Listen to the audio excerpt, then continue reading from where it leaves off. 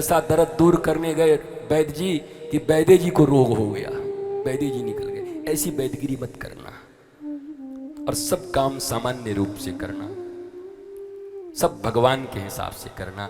अरे जिन हनुमान जी के विषय में लिखा है, क्या लिखा है? रोग शोक, क्या लिखा है भाई? संकट नासय रोग हरय सब पीरा और जपत निरंतर हनुमत बलबीरा। अब मैं आपसे एक प्रश्न करता हूं, भागवत का अंतिम प्रश्न है। जिनके नाम से रोग और पीड़ा मिट जाते हैं, लक्ष्मण जी को जब शक्ति बाण लगी थी तो वो क्यों दवा लेने चले गए थे?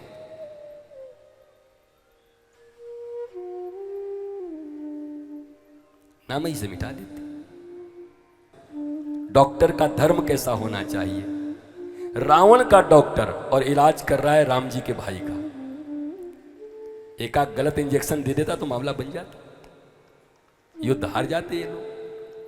पर डॉक्टर चिकित्सक का धर्म क्या होता है? देखो, शत्रु के घर से आया है, शत्रु कमजोर हो जाएगा, लक्ष्मण के जाते ही राम जी टूट जाएंगे, उसको पता है गेम जीत सकते थे, गेम हाथ में था, पर नहीं किया ऐसा, क्योंकि चिकित्सक का धर्म यही है।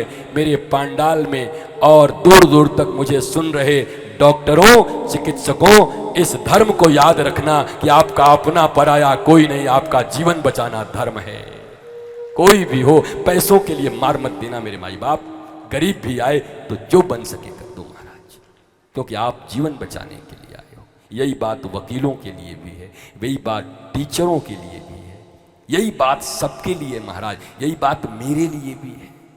बाबा जी को इतना ही ऊंचा आसन मिलेगा तभी आएंगे, ऐसी बात नहीं है। हमने कल भी कहा था कि हमारे बर्मन जी, हमारी ये समिति, हमारी ये सब बेटियां सिद्धियां किसी दिन जब ये कहेंगे कि गुरुजी हमारी इच्छा है कि एक दिन आप पेड़ के नीचे बैठ करके कहिए आकर के नागपुर में कथा, मैं वादा करता हूं मैं पेड़ के नीचे बैठ के कथा करें। केवल जुबान से नहीं कह रहा, करवा के देख लो महाराज।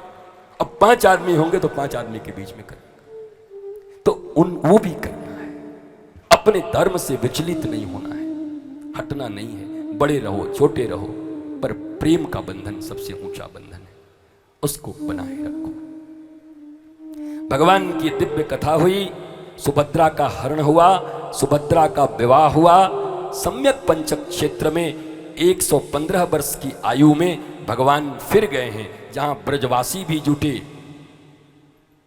और जहां द्वारिकावासी भी जुटे और जहां हस्तिनापुर वासी भी जुटे, तीनों एक साथ जुटे।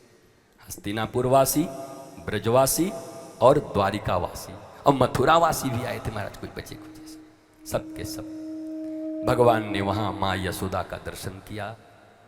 वहां भी चर्चा हुई है भगवान की पट्ट महिषियों और द्रौपदी के बीच में। ये भी बड़ा सुंदर वृतांत है, स्वतंत्र विषय है, इस पर भी कथाएं होनी चाहिए कि क्या चर्चा हुई इन लोगों के बीच में, ये भी स्वतंत्र विषय है। अंत में अवधूतोपाख्यान हुआ,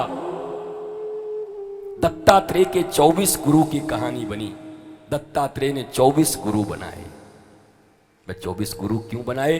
बोला जहां से उनको ज्ञान मिलता था उनको शिक्षा गुरु बना लेते थे। दीक्षा गुरु तो एक ही होंगे, सदगुरु तो एक ही होंगे, परंतु शिक्षा सारे समाज से ली जा सकती है, एक एक कण से लिया जा सकता है, चींटी से ली जा सकती है। दत्तात्रेय ने सांप से, कुमारी कन्या से,